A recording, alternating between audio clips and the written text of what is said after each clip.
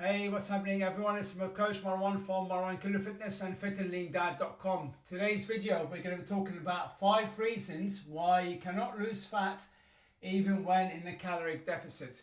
So you started out losing some fat and you started losing fat and then suddenly the scale has stopped moving. What is going on? All was going so well and then all of a sudden one day you wake up, second day, third day the scale has stopped moving. Well, could be any number of reasons. It could be the calories that you're suddenly absorbing more of the calories than before. So I'm going to be outlining the 5 reasons why you might be not losing the fat that you wanted anymore. Okay, so point number 1 is fiber lack of.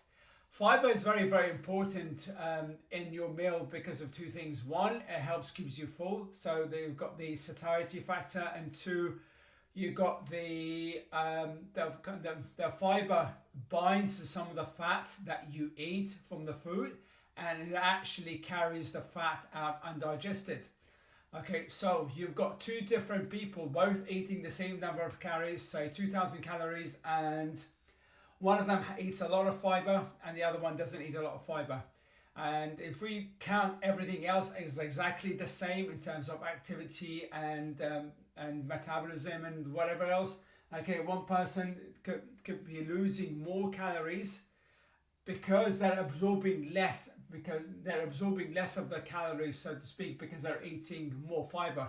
Okay, so more fiber is going to take out that food and carry it out for your system undigested. So that's another one reason why you could be gaining the fat, or rather not losing the body fat.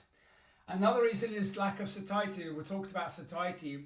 Fiber keeps you full for longer. So if you're suddenly not eating fiber, you could be feeling a lot more hungry, and therefore you're eating more food accidentally than what you should be eating, and therefore that can have an impact. Okay, point number 2 is too many cheat meals. So many people that I see are angels on Monday to Friday. Okay, their diet is so hard, they train so hard, they count all their macros, and they stress over their calories and the exact macros that they eat from day to day. Okay, and then come to Saturday, Sunday, and then suddenly, or even Friday nights, come Saturday, Sunday, and they suddenly lose all kind of control, and they kind of wonder why they're not losing their kind of the body fat. I'm all for going out and having fun and having a good time, but when you're in a fat loss phase, then you've got to lose fat and you've got to be disciplined. Okay, losing fat is a 24/7, 365 days a year job. It's not a Monday to Friday and then Saturday, Sunday let yourself go. The thing is with the cheat meals, whatever you want to call them, okay, you can call them whatever. The point is these are meals that are not scheduled, or they're not part of your daily kind of food. Okay, they're not the chicken breasts or broccolis and of this world. Okay, the point is that you can outdo all the good work that you have done on Monday to Friday on Saturday and Sunday just by over-skewing your calories, because it works on like an average. So you go out on a night out with friends and you have a pizza and you have a chips. How many of you have had slices of pizza and thought, well, rather than just eating 2 or 3, you started out eating 2 or 3 slices, and then this was never a case, you end up finishing the whole pizza. So however many slices the pizza have, 2,000, we're talking about maybe 2,000, 3,000 calories for a pizza that has a lot of toppings. Add to that a few margaritas, a few nachos with some dips, and there you over-skewed your.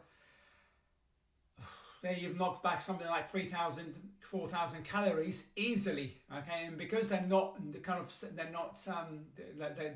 broccoli, the chicken breast, and these kind of things, then it's called they're foods that are heavy in calories, so you're going to end up eating more of the calories easier. Okay, they make it easier for it because they kind of the chemicals inside these foods kind of play tricks for the brain, so they don't register as being full just as quickly as normal foods does. Okay, so if you're on a 2,000 calories every single day, Monday to Friday, and then Sunday, Saturday, Sunday, you're going up to 4,000, 5,000 calories, he can see why you're actually stopping yourself from losing body fat. That's because on the 2 days that you're going out, you're suddenly knocking back all these drinks and all these calories, and then you're going way above your average for the week. Okay, and no matter how hard you train, it's not possible to out-train a bad diet, not even if you're a professional athlete and you're training for 10, maybe professional athletes are able to do it because they're training for, they've got the whole day to train and they've got trainers and everything else. But even for these kind of guys, very, very difficult to overtrain a bad diet. Now that's why you see a lot of these athletes, especially football players, soccer players, as they call it in America and Canada. In the UK we call it football. So a lot of these guys actually have the strict diets that they have to follow when they go out off season. So even in the kind of 6 weeks or so where they have off, they still have to eat a certain amount of food and still have to exercise, because no matter how hard that you go and train, you cannot out-train you don't want to come back out of shape for pre-season. Okay, so point number 3 is NEAT. NEAT stands for non-exercise activity thermogenesis. Okay, so you've got your exercise thermogenesis and you've got your non-exercise activity thermogenesis. So in the gym, you're burning off calories, intense exercise, and at the gym, you're doing non-intense exercise. So this can be walking, moving around, standing up, rather than sitting down on a desk, playing with the children in the park, fidgeting, kind of playing with a pen. You see a lot of especially in kids, the kids who are a lot more active and fidget a lot tend to burn more calories than the kids who are kind of calmer and don't do this kind of thing as much. And believe it or not, stuff like fidgeting and moving around suddenly do add up. If I ever heard of the 10,000 step rule, now if you keep moving around, eventually all these steps are going to be adding up towards your 10,000 at the end of the day. Whereas somebody who's sedentary is going to be burning very, very few calories. So what typically happens is with a lot of the people that go in the gym, they do such an intense exercise and they come back home and like zombies, like, oh, I'm so tired now, I can't do anything outside the gym. And research shows that the difference in terms of calories burned between people who are sedentary and people who are active are something like between 15 and 60%. So the people who are sedentary will only burn 15% of their calories a day through NEAT, whereas the people who are kind of active, they'll burn something like 60% of their calories outside the gym. Now, it's very, very hard to burn a lot of calories inside the gym because you're not really burning through a lot of glycogen unless you're doing like a very intense CrossFit kind of workouts. So normal bodybuilding workouts are not really going to burn through an awful lot of glycogen. It's what's the word? It's the you burning the calories, you're kind of stimulating your metabolism to burn the fat after the exercise, which really makes a difference, okay, afterwards. And that's one of the reasons why you go to the gym. Obviously, you're going to burn a few calories, but everything else is going to start to change as well. So yeah, all the calories do start adding up. So it's very, very important to actually be active outside the gym. Try and aim for like 10,000 steps a day. Again, it depends on your job, but if you have a sedentary kind of job in an office environment, then just try and get up every 10-15 minutes or so, move around, walk kind of from the car park,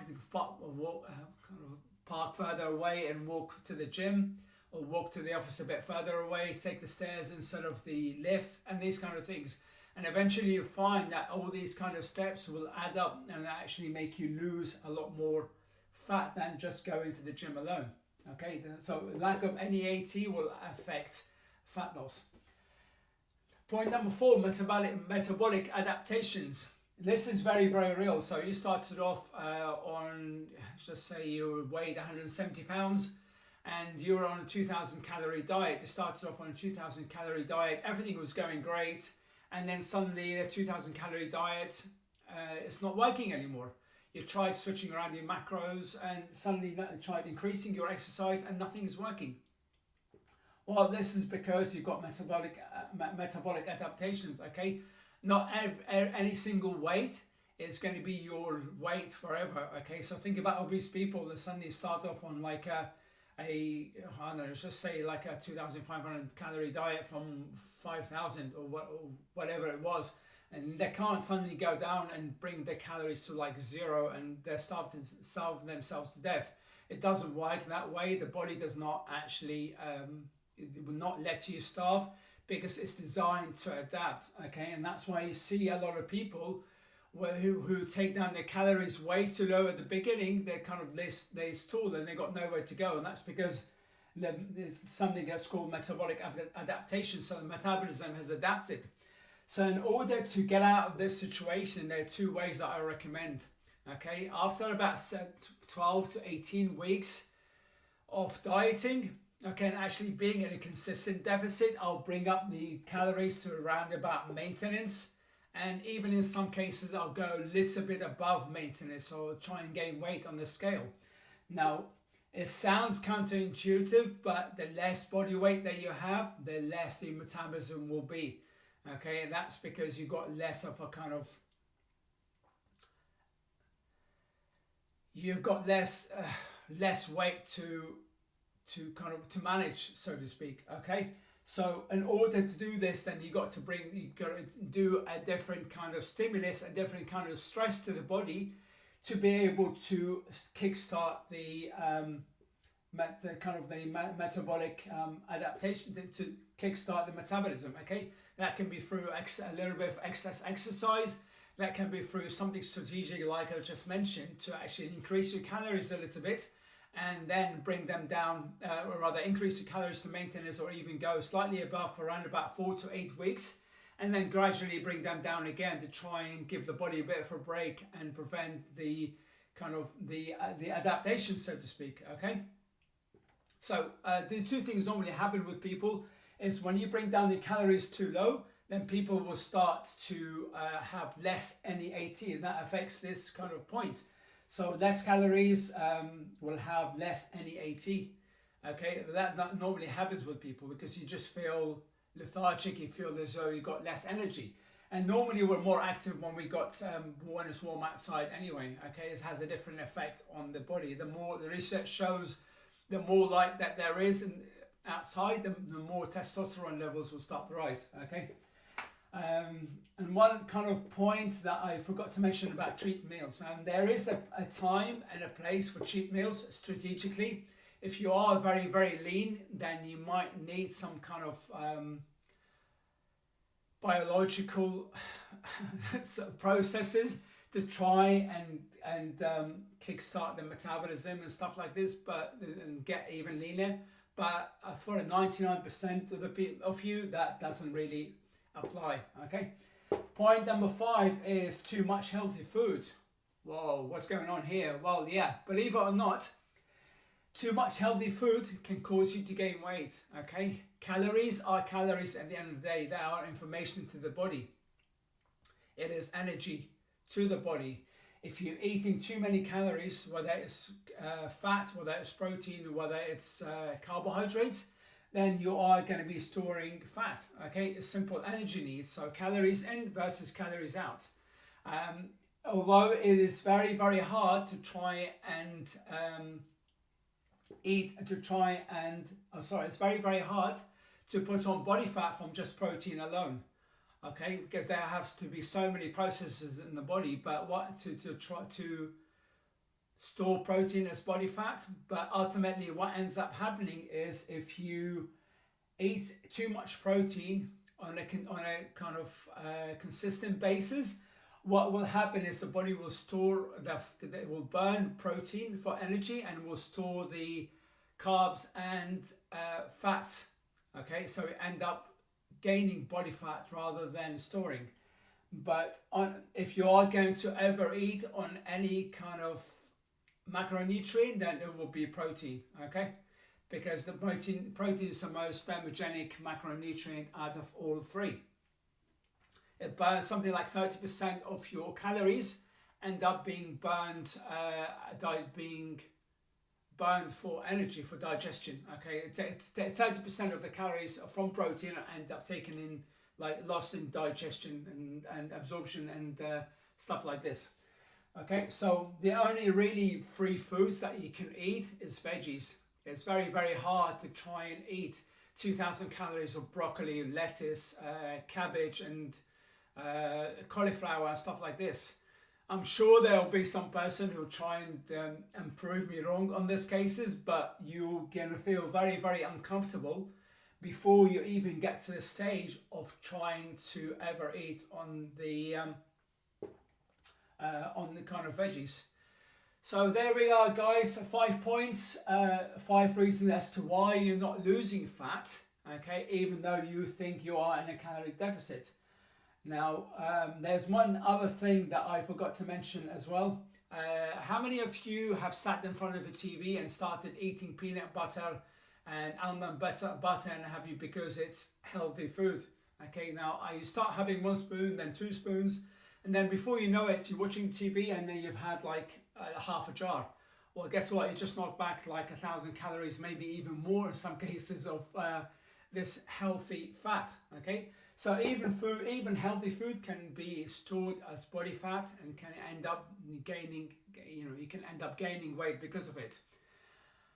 Alright guys, I hope this video was helpful. If you found it helpful, hit the like button, share it with your friends, family, and leave me a comment and let me know what videos you want me to do next. We'll talk again soon. Bye for now.